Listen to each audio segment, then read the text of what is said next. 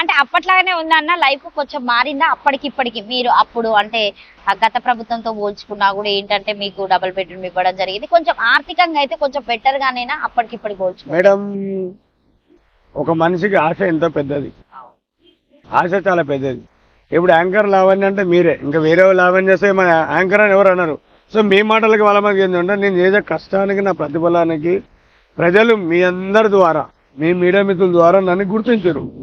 అంటే నేను 4 గోడల మధ్య నలిగిపోతుంటే బయటకు గుంజుకొచ్చే మనుషులు మీరు. అంటే నా గురించి ఎక్కువ డీటెయిల్స్ తెలుసుకొని మీరు ప్రజలకు స్పందించడం, ఆ ప్రజలు నన్ను గుర్తించడం, అలా దాన్ని ఒక వైరల్ రూపంలో కనబడము, ప్రజలందరూ దాన్ని అంటే కొందరు చదువుకున్న వాళ్ళు, కొందరు చదువు లేని వాళ్ళు, పొలాలలో రైతులు, ఇట్లా ఎప్పుడో ఒక కాసేపు కాలక్షేపం కూర్చున్నప్పుడు వచ్చిన వీడియోలన్నీ మీలాంటి వాళ్ళు చేసే వీడియోలు. అలాంటి వీడియోలలో ఏంటంటే నా కష్టం కనబడ్డది. ఆ కష్టాన్ని గుర్తించి కేటీఆర్ గారు మనకు డబుల్ బెడ్రూమ్ ఇవ్వడం జరిగింది. ఆ కేటీఆర్ గారికి నా ఫస్ట్ నా జీవితాంతం రుణపడి ఉంటాం మేము.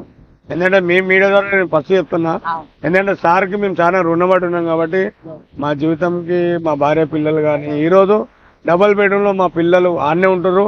నేను మా భార్య మా సర్వీస్ ఇన్న ట్యాంక్ బండ్ మీదే ఉంటూ ఆ సర్వీస్ అలాగే నడుస్తుంది. 24/7 ట్యాంక్ బండ్ నువ్వు అంటే చాలా మందికి ఏం తెలుసా మేడం, తెలియని విషయాలు, ఇది తెలియని విషయాలు ఏంటంటే శివ ఇన్ని రోజులు కష్టపడి ఒక డబుల్ బెడ్రూమ్ ఇల్లు సంపాదించుకొని తను వెళ్ళిపోయాడు అని డిపార్ట్మెంట్ అనకూడదు.